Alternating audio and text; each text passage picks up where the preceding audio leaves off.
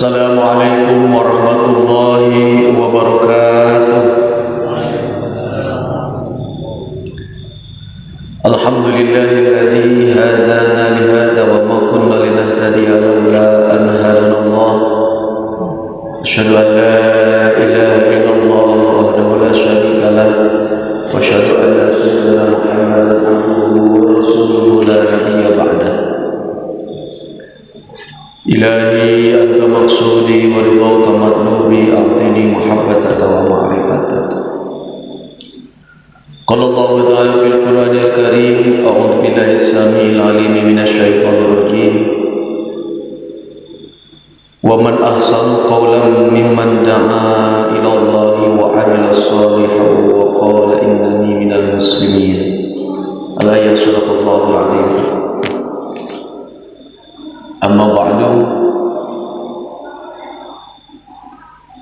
Yang terhormat keluarga besar Pondok Pesantren Suryalaya Pamersauni yang saya hormati dan Allah muliakan, keluarga besar Pemirsa Abah Sepuh dan keluarga besar Pemirsa Abah Hanom yang saya hormati dan Allah muliakan, para wakil talqin, para mubalik, asatidah lingkungan Pondok Pesantren Suryalaya yang saya hormati dan Allah muliakan, ikhwan akhwat Tarekat Qadiriyah Naqsyabandiyah Pondok Pesantren Suryalaya, wabil khusus jamaah kuliah subuh pada pagi hari ini di Masjidul Asrar Pondok Pesantren Suryalaya, dan juga para pendengar radio wilayah FM dimanapun berada. Puji syukur marilah kita panjatkan kehadirat Allah Subhanahu wa taala. Alhamdulillah, pada hari ini, hari ke-19 di bulan Ramadan tahun 1441 Hijriah ini, bertepatan dengan hari Selasa, kita masih diberikan kekuatan dan kesehatan oleh Allah Subhanahu wa taala sehingga kita bisa melaksanakan salat subuh berjamaah, dilanjutkan dengan amaliyah zikir dan juga khataman. Saat ini kita sedang bersama-sama mengikuti kuliah subuh, dan tentunya kita masih diberikan kekuatan untuk melaksanakan ibadah saum pada hari ini. Tentunya kita berdoa semoga ibadah kita hari ini dan juga hari yang sudah kita lewati diterima oleh Allah Subhanahu wa taala, sehingga kita menjadi orang-orang yang diridhai oleh Allah Subhanahu wa taala. Salawat beserta salam semoga tetap terlimpah curah kepada baginda alam Nabi besar Muhammad sallallahu alaihi wasallam, kepada keluarganya, kepada para sahabatnya, para pengikut-pengikutnya, termasuk kita sekalian. Mudah-mudahan kita semua menjadi umat yang selalu taat kepadanya, umat yang selalu melaksanakan segala sunnah-sunnah yang sudah diberikan atau dicontohkan oleh beliau. Amin ya Allah ya rabbal alamin. Sebelum saya berbicara jauh, terlebih dahulu mari kita aturkan doa untuk guru kita sekalian, Syekh Abdullah Mubarak bin Nur Muhammad, Syekh Ahmad Shahibul Wafa Tajul Arifin. Semoga keberkahan dan karunia terus ditambahkan oleh Allah Subhanahu wa taala sehingga terus mengalir untuk kita sekalian. Al-Fatihah. Bismillahirrahmanirrahim.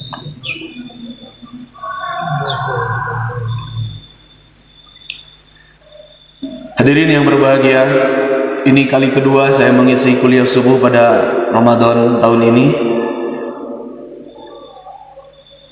Untuk pagi ini kita beri judul kuliah subuh ini dengan judul dakwah di masa pandemi. Ada dua kata mungkin yang akan saya ulas atau jelaskan, yaitu dakwah itu sendiri dan juga pandemi. Dakwah adalah salah satu kegiatan untuk mengajak orang lain, ajakan, da'a, seruan. Adapun perintah dakwah ini jelas dalam Al-Quran surat An-Nahli ayat 125. Bismillahirrahmanirrahim. Ud'u ila sabili rabbika bil hikmah, di antaranya ajaklah, serulah. Ini adalah sebuah perintah dari Allah kepada kita sebagai umat manusia, bukan hanya kepada mubaligh, bukan hanya kepada para ustaz, bukan kepada para teknokrat, bukan hanya kepada para dosen, tetapi kepada seluruh umat manusia. Itu artinya bahwa kewajiban dakwah, semua manusia memiliki kewajiban itu. Yang namanya kewajiban ketika dilaksanakan mendapat pahala, dan tidak dilaksanakan berarti dosa. Jadi Mang Eman ge wayana kedah dakwah Mang Eman. Wah, iya mau bagian mubalik, salah itu. Sebab dakwah itu adalah kewajiban kita semua.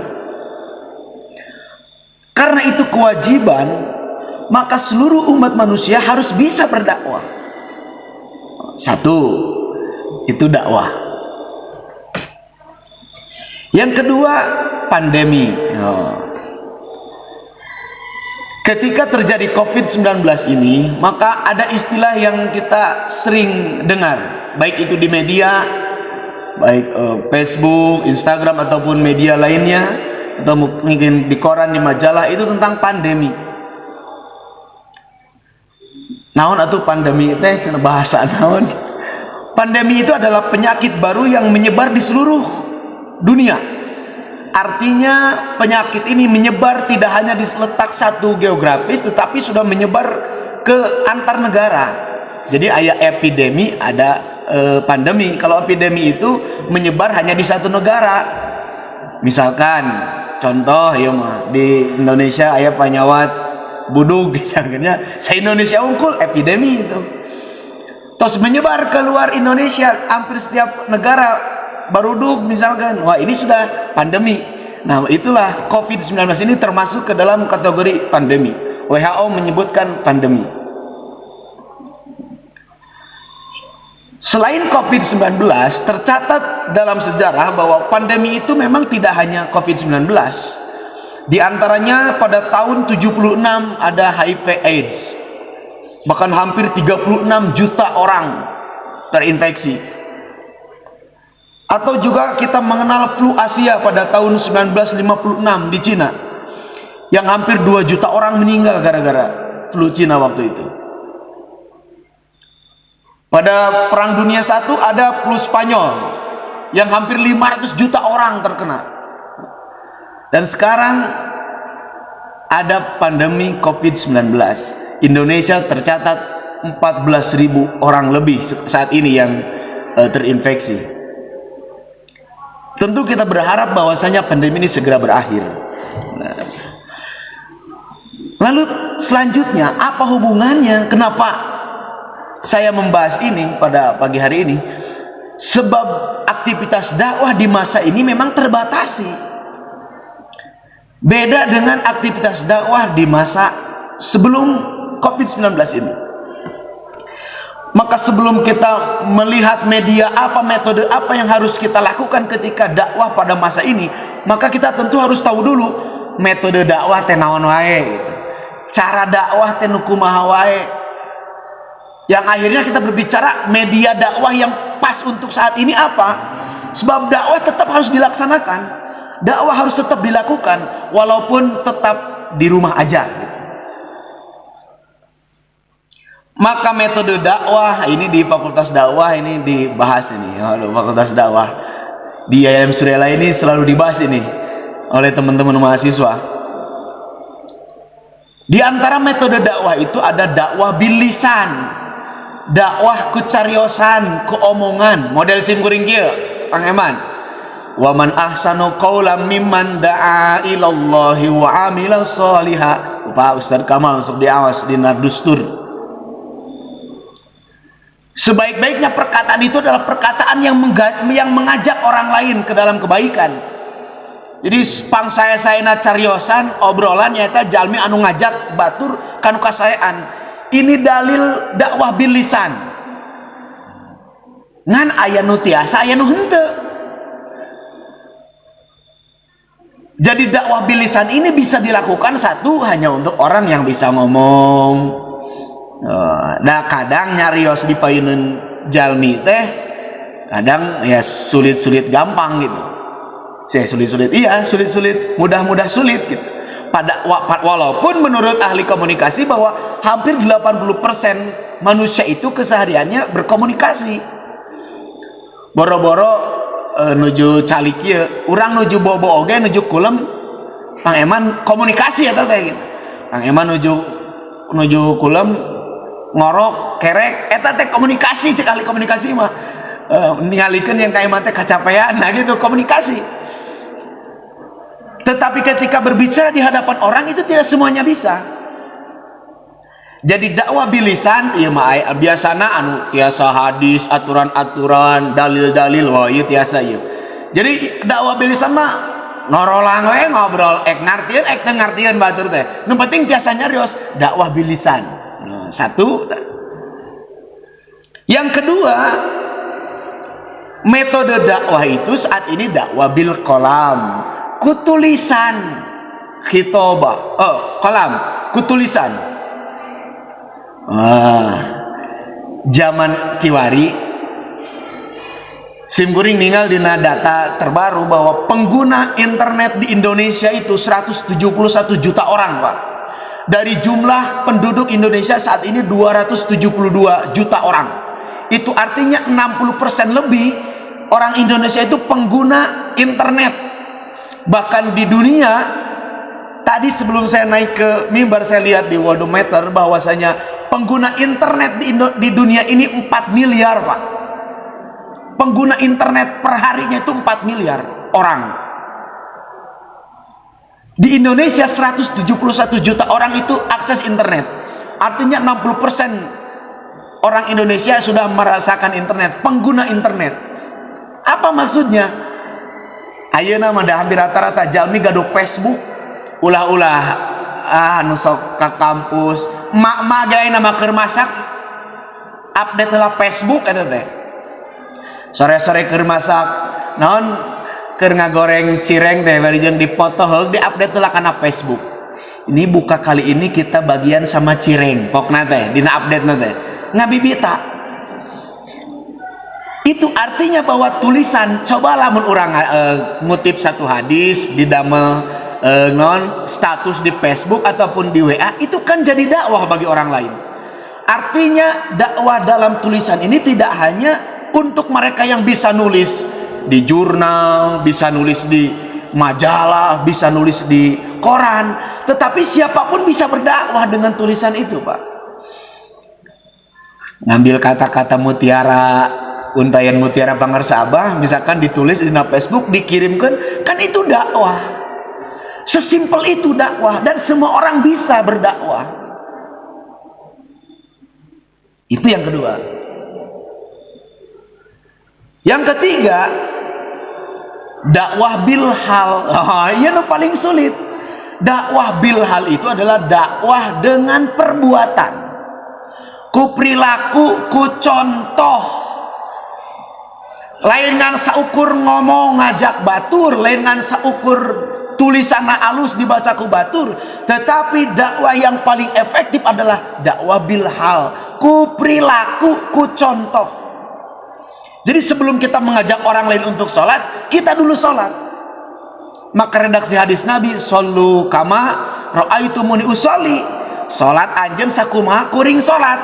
Artinya beliau sudah sholat dulu sebelum menyuruh orang lain sholat. Ini sudah diajarkan oleh Nabi Muhammad SAW. Itu diantara 4 metode dakwah. Dakwah bil lisan, bil qalam, bil hal. 3. Hadirin rahimakumullah. Dari ketiga metode dakwah ini bisa dilakukan saat dalam kondisi pandemi ini dengan media yang paling memungkinkan adalah media internet tadi. Nama pengguna YouTube itu jutaan orang juga Pak. Artinya ketika kita membuat satu tulisan, membuat video di share, itu tidak hanya orang Indonesia yang bisa melihat, tidak sekedar orang Godebag yang bisa melihat. Ai ceramah di panggung mah paling orang nu di sekitar nu lebet ke panggung we kadinya anu hadir anu tiasa ngadangukeun ningal.